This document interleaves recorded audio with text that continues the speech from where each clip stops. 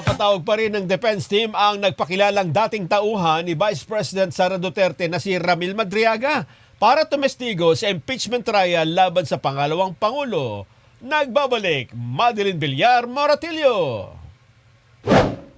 Posibleng hindi na umano isalang ng prosekusyon sa impeachment laban kay Vice President Sara Duterte ang nagpakilalang dati nitong tauhan na si Ramil Madriaga. Ito ayon kay Attorney Paulo Panelo, abogado ni VP Sara, ay batay na rin sa mga nakarating na impormasyon sa kanila. Gayunman, ang defense team aniya na Vice-Presidente, ipatatawag pa rin si Madriaga. Katunayan na sa pangunahing testigo ito na inilista ng defense team para sa impeachment.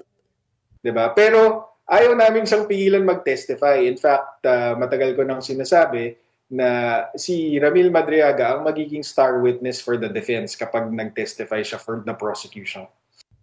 Sabi ni Panelo, marami silang mga ebidensya maging testimonya na magpapatunay na walang katotohanan lahat ng alegasyon ni Madriaga laban sa Vice-Presidente.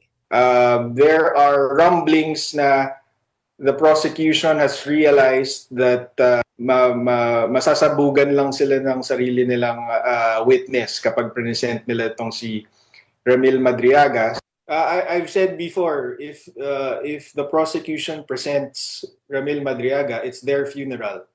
Kasi kakatayin yun sa cross-examination ng defense team. Nitong Lunes, muling nagsampa ng panibagong reklamong perjury si VP Sara laban kay Madriaga.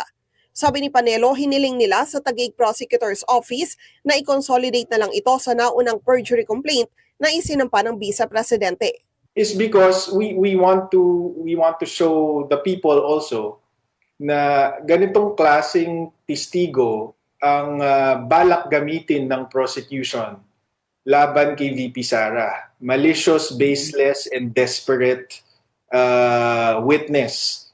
So ganun din yung character ng mga taong nasa likod ng impeachment. Umaasa si Panelo na hindi mababasura ang mga reklamong isinampa ng Vice-Presidente, lalo at ang Department of Justice ay nasa ilalim aniya ng Malacanang. Madeline Villar Moratillo para sa 100% Balita.